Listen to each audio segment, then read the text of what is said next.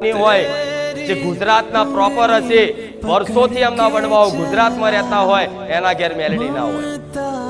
હશે ભાગ્યે જ કોક હશે કે જેના ઘેર મેલડી નહીં પૂજાતી હોય. પણ દીકરાઓ દરેકને કહીશ કે જો કદાચ તમને મારી પર ભરોસો કરતા હોય કે મેલડી જબરી છે, તો તમારે મેલડી પૂજવી હોય ને તો તમારા બાપ દાદાની માતા, તમારા ચામુંડાની, તમારી આશાપુરાની, તમારી હરસિદ્ધિના ખાતાની મેલડી કરી અને 5 ફૂલથી વધાઈ લેજો. તમારે બાપ દાદાની મેલડી જાગૃત કરી અને તમારા ઘેર મોકલી દે. એ મેલડીને જેટલા લાડ કરવા હોય એટલા લાડ કરજો. મેલડી પૂજવી હોય તો દુનિયાની પૂજવાની જરૂર નહીં. તમારા ઘેર કુળદેવી બેઠી હોય ને અને એના પ્રાર્થના કરીને કહેજો અમારા વડવાઓ ચોક મેલડી પૂજ્યો ને આપણી પેઢીની કોઈ બાપ દાદાની મેલડી હોય ને તો માં 5 ફૂલોથી તારા વધામણા કરું છું, માં કંકુના પગલે બિરાજમાન થજો. તો મેલડી આકલા પાડતી આવે. મેલડી જેને પૂજવી હોય એના માટે. આ દુનિયા એવી છે કે કોક માતા જબરા કામ કરતી હોય ને તો સ્વાર્થ માટે ઘેર બેઠેલી માતાને હરખી ભાવ ભક્તિ ના લે અને મારા જેવી કામ કરવા વાળી માતા હોય ને એને ઘેર જઈને બેહાડી દે, બિરાજમાન કરી દે, દીવા અને મઢ મંદિર બનાવી દે કામ કરાવવા માટે. એટલે તો ખુખાર મેલડીએ જાહેરમાં કીધું છે કે તમામ આવનારા મારા વાલા ભક્તોને કહીશ, જો સુધી મારો અવાજ પહોંચતો હોય તો સુધી દરેકને કહીશ કે ક્યારેય તમારા ઘેર મારો દીવો ના કરતા. તમારા ઘેર મને માતાને મંદિર બનાવીને મારી સ્થાપના ના કરતા. કેમ? તમને પ્રશ્ન થાય કેમ? તો એટલા માટે ના પાડું છું કે આજના માણસો સ્વાર્થી છે. કામ કરવા વાળી માતા હોય ને એટલે કામ કરાવવા ઘેર દીવા બત્તી ને આરતીઓ કરે અને 6-12 મહિના કદાચ સારું રે અને થોડા દાડે કર્મોની દુઃખની પીડા વેટાય ને એટલે મારા જેવી મેલડી નહીં નાખી દે. આ શું ખોટું? મારી વસ્તી માટે હું અનમોલ રતન છું. હું કોઈનું રીરો છું. તો કોઈનું રીરો કોઈને આપી ના દે. અપાય ના અપાય કેમ કે તમે હાચવો નહીં. પણ તમારા બધાને એક વાર્તા, તમારી બધાની એક ઈચ્છા કે આવી માતા અમારા ઘેર હોત તો થાય ને આવું. તમારા ઘેર બેઠી ને એની એ જ શું, બીજી નહીં. એ જ શું, ભલે સોલંકી કુળમાં પૂજાતી પણ તમારા ઘેર મેલડી બેઠી હશે ને એની એ જ મેલડી શું. તમારા ઘેર ચામુંડા બેઠી હશે ને તો મને માતાના ચામુંડા સમજી લો તોય ભલે. રામ આખું જગત ભટકી ભટકી ભટકી ભટકી ભટકી ભટકી ફરી ફરી અને મારે જ્યાં ધામ ઉજ્યું છે. કોકના કહેવાથી આયા છું, વિડીયો જોઈને આયા છું કે લાવો જેવું છે જઈએ. હું તો કહું છું આવો, તમારા ભાવ ભક્તિથી વિશ્વાસથી આવો, કોઈ ના નહીં. આવો એનું પ્રમાણે રાખીશ અને આવનારા દરેક ભાવિક ભક્તોનું હંમેશા માટે બારેજા ધામમાં સ્વાગત છે. આવો દર રવિવાર જેટલું અવાય એટલું. અને દર રવિવાર ના આવતું હોય તો કઈ નહીં, મહિનામાં 6 મહિનામાં એક વાર માતાને મળવા આવશો, દર્શન કરવા આવશો, રોમ રોમ કરવા આવશો ને તો 17 વખત તમારા ઘેર હું આવીશ.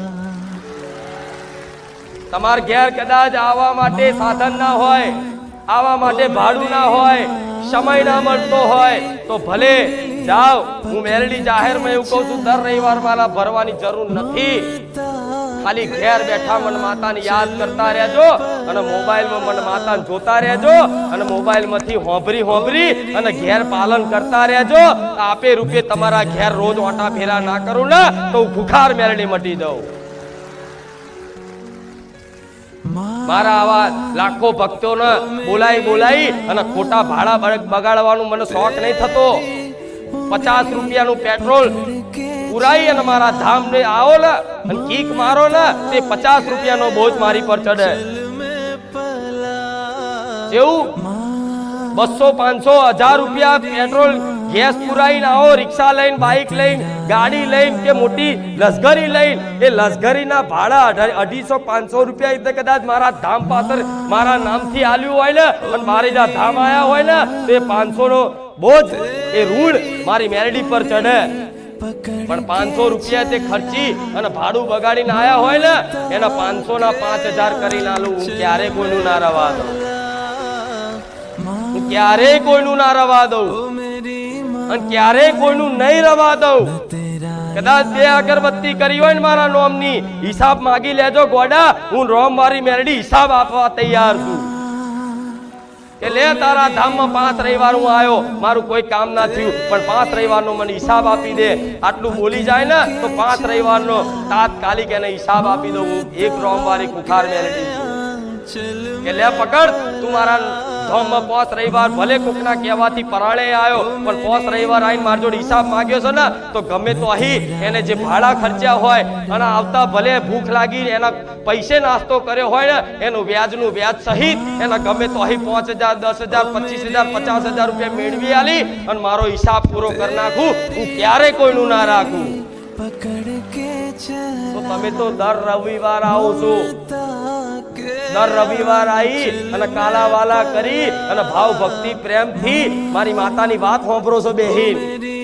શ્રીફળ, ચુંદડી, અગરબત્તી, પેંડા બધું જે ભાવથી લાવો બધું મને માતાને સ્વીકાર્યું. આ બધા વસ્તુનું હું ક્યારે તમારું ઋણ નહીં રાખું.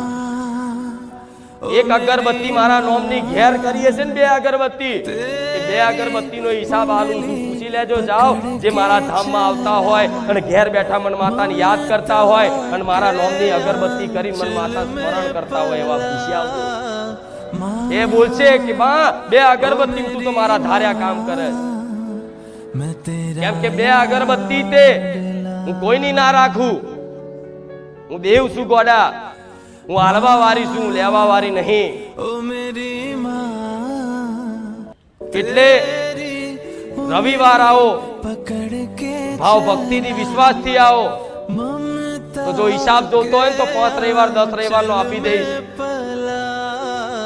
પણ જેણે જેણે હિસાબ ના માંગ્યો અને મનથી, વિશ્વાસથી, ભાવ ભક્તિથી રવિવાર ખાલી આવી અને દર્શન કરી અને જતા રહ્યા ને મનથી કે માં તને જે યોગ્ય લાગે ને તને જે ઠીક લાગે ને એ કરજે. લે હું તો તારા ધામ આવી અને તારા શરણે પડ્યો છું, માં હવે તારી જવાબદારી. એનું બાવડું ઝાલી અને ઉભો કરીને કહું દીકરા, જો કદાચ જીવન મન માતાને હોપી હોય ને કોઈ માંગણી ના કરી હોય ને અને બધા નિર્ણયો મન માતાને હોપ્યા હોય, માં તને જે ઠીક લાગે ને એ કરજે. તેવા ભક્તોને કહીશ, થોડા જીવનમાં દુઃખ આવે ને તો નિરાશ ના થતા. શી ખબર તમારું પૂર્વનું કોઈ કર્મનું ખાતું, પાપ કર્મનું ખાતું, એના ફળ સ્વરૂપ તમે દુઃખ વેઠો છો. એ દુઃખ નાના મોટા જીવનમાં દુઃખ આવી અને જે પીડા અનુભવ કરો ને મારા ભરોસે આટલું દુઃખ હું આટલામાં પતાવતી હોય. તમને શી ખબર હોય આટલું દુઃખ આટલામાં પતાવતી હોય અને આટલું દુઃખ આટલામાં પતાવતી હોય. તમને ખબર હોય કદાચ કાલ તમને તલવાર વાગવાની હોય જગ્યાએ નાનો કોટો વાગીને પતાવતી હોય. શી ખબર આ શું ખોટું? કાલ મોટું નુકસાન આવવાનું હોય એની જગ્યાએ 500 રૂપિયાનું નુકસાનમાં પતાવી દેતી હોય. શી ખબર કાલ શરીરમાં કોઈ મોટો રોગ આવવાનો હોય એની જગ્યાએ તમને નાનો મોટો તાવ આવી અને દવાખાને ઇન્જેક્શન લઈને આવીને સારું થઈ જતું હોય. એ હિસાબ બતાવતી હોય. શી ખબર? એટલે શંકા કાઢી નાખજો કે માં તારી પર વિશ્વાસ રાખવાથી, તારા ધામ આવવાથી, તને દિલથી માનવાથી, તારા શરણે આવવાથી, તારા શરણે પડવાથી અમારા જીવનમાં દુઃખ કેમ છે તું સાંભળે છે કે નહીં? તો ના, હું બેરી નહીં, હું બધાનું સાંભળું. તમારે રાડો પાડીને બોલવું પડે. આ બાતથી પેલી બાતથી કોકના બોલાવો હોય ને તો જોરથી બૂમ પાડવી પડે કે ફલાણા ભાઈ અહીંયા આવો. અહીંથી કઈક સૂચના આલવી હોય ને તો માઇક થી બોલવું પડે. પણ મારા જેવી માતા હોય ને એ તમારા મનની વાતો જાણતી હોય, તમારા હૃદયની વાતો જાણીને બેઠી હોય. એના રાડો પાડીને કહેવાની જરૂર નહીં, એના રોતડા રડીને કહેવાની જરૂર નહીં. ભલે તમે હસતા આવો મારા પારે, પણ અંદરથી જેટલા રોવો છો ને કે હું મેલડી 100% જોણી જાઉં. કે ભલે બહાર હસતો દેખાય, પણ અંદરથી જેટલો તું તૂટેલો છું, જેટલો તું રોવું છું ને, મને ખુખાર મેલડી 100% ખબર છે કઈ વાતે રોવસ, કઈ વાતે તું દુખી છું. બધી મન માતાને ખબર હોય. એકાંતમાં એકલા એકલા બેહીને કદા આહુડા પડતો હોય દુઃખના, તોય હું મેલડી જોતી હોય.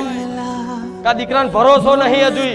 જો ભરોસો હોય ને તો એક એક તમારા દુઃખના આંસુ હાચવી હાચવી હાચવી અને મારી જોડે રાખું. અને સમય બને ને તે દુઃખના આંસુ, એ પ્રેમ ભાવના આંસુ